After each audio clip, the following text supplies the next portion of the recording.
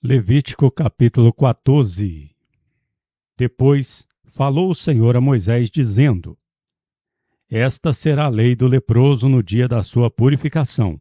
Será levado ao sacerdote, e o sacerdote sairá fora do arraial, e atentando o sacerdote que a chaga da lepra do leproso for sarada, então o sacerdote mandará que por aquele que se houver de purificar, se tomem 2 aves vivas e limpas, e pau de cedro, e carmesim, e isopo.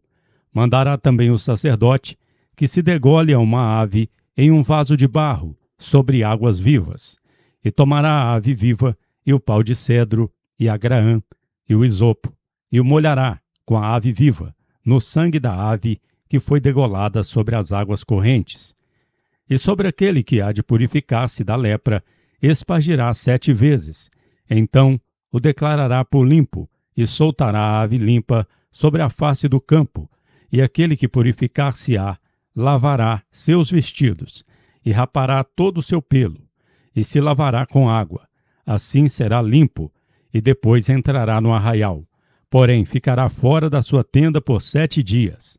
E será que ao 7º dia rapará todo o seu pelo, sua cabeça e sua barba e as sobrancelhas. Sim, rapará todo o seu pelo, e lavará os seus vestidos, e lavará a sua carne com água, e será limpo.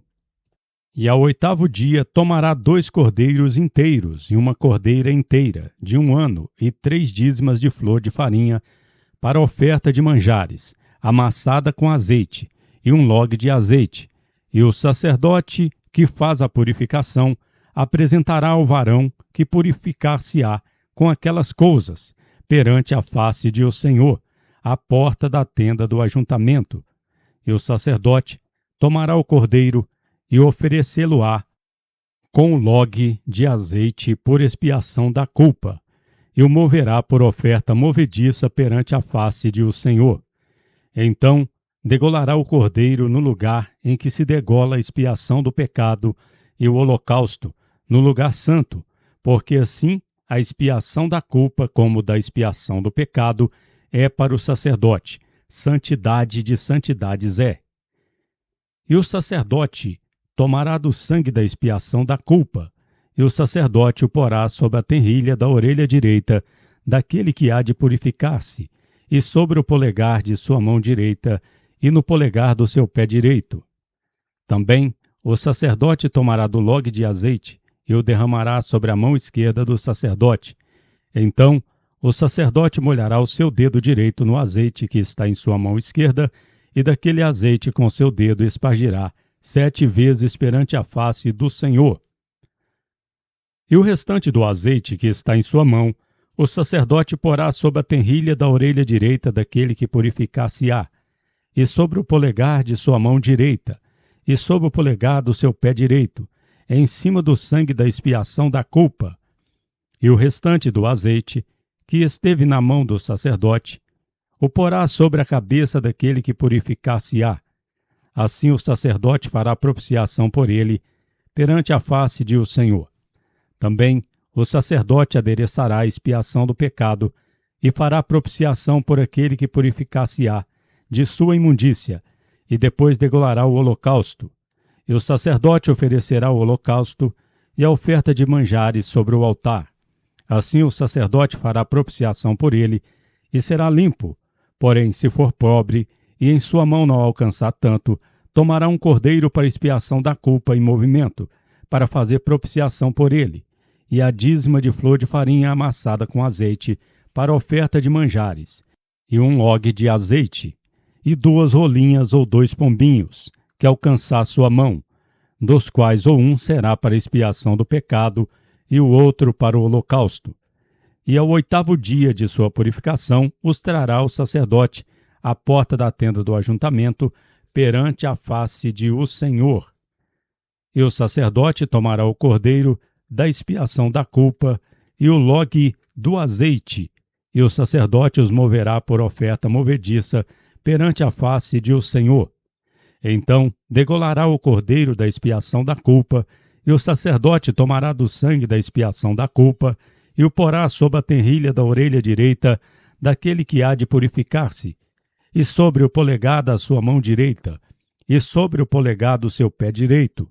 Também o sacerdote derramará do azeite sobre a mão esquerda do sacerdote.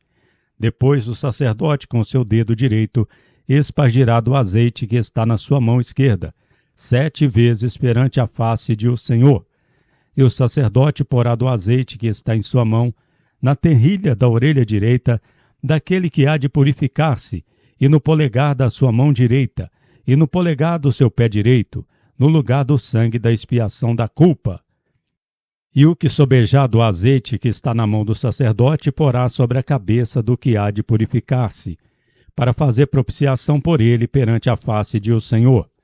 Depois adereçará a uma das rolinhas ou dos pombinhos do que alcançar sua mão. Do que alcançar sua mão será um para a expiação do pecado e o outro para o holocausto com a oferta de manjares. Assim o sacerdote fará propiciação por aquele que se há de purificar perante a face de o Senhor. Esta é a lei daquele em que estiver a chaga da lepra, cuja mão não alcançar aquilo para purificação. Falou mais o Senhor a Moisés e a Arão, dizendo: Quando houverdes entrado na terra de Canaã, que vos hei de dar por possessão, e eu enviar a chaga da lepra em alguma casa da terra da vossa possessão, então virá aquele cujo for a casa, e o fará saber ao sacerdote, dizendo: Como a chaga aparece em minha casa. E o sacerdote mandará que despejem a casa, antes que venha o sacerdote para tentar a chaga, para que tudo o que está na casa não seja contaminado. E depois virá o sacerdote para tentar a casa. E vendo a chaga, e eis que a chaga nas paredes da casa tem covinhas verdes ou vermelhas, e parecem mais fundas do que a parede, então o sacerdote sairá daquela casa à porta, e cerrará a casa por 7 dias. Depois tornará o sacerdote ao 7º dia, se atentar que a chaga nas paredes da casa se tem estendido. Então o sacerdote ordenará que arranquem as pedras em que estiver a chaga, e que as lancem fora da cidade em um lugar imundo. E fará raspar a casa por dentro ao redor, e o pó que rasparão lançarão fora da cidade em um lugar imundo. Depois tomarão outras pedras, e as porão no lugar das primeiras pedras. E outro barro se tomará, e a casa se rebocará. Porém, se a chaga tornar e brotar na casa, depois que as pedras se arrancaram, e a casa foi raspada, e depois foi rebocada, então o sacerdote entrará, e atentando que a chaga na casa se tem estendido, lepra roedora há na casa, imunda está. Portanto, se derribará a casa, as suas pedras e a sua madeira, como também o barro da casa, e se levará para fora da cidade, a um lugar imundo, e o que entrar naquela casa, em qualquer dia em que estiver fechada, será imundo até a tarde. Também o que se deitar a dormir em tal casa, lavará seus vestidos, e o que comer em tal casa, lavará seus vestidos. Porém, tornando o sacerdote a entrar na casa, e atentando que eis que a chaga na casa se não tem estendido, depois que a casa foi rebocada, o sacerdote, por limpa, declarará a casa, porque a chaga está curada. Depois, tomará para espiar a casa 2 aves, e pau de cedro, e grã, e isopo, e degolará uma ave em um vaso de barro sobre águas correntes.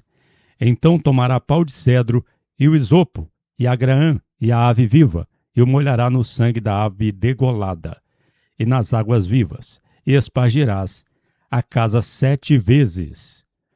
Assim, espiará aquela casa com o sangue da avezinha, e com as águas correntes, e com a avezinha viva, e com o pau de cedro, e com o isopro, e com a grã. Então soltará a ave viva para fora da cidade, sobre a face do campo.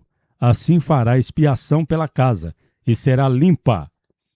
Esta é a lei de toda a chaga da lepra e da tinha, e de lepra dos vestidos, e das casas, e da inchação, e da postema, e das empolas, para ensinar em que dia alguma coisa será imunda, e em que dia será limpa.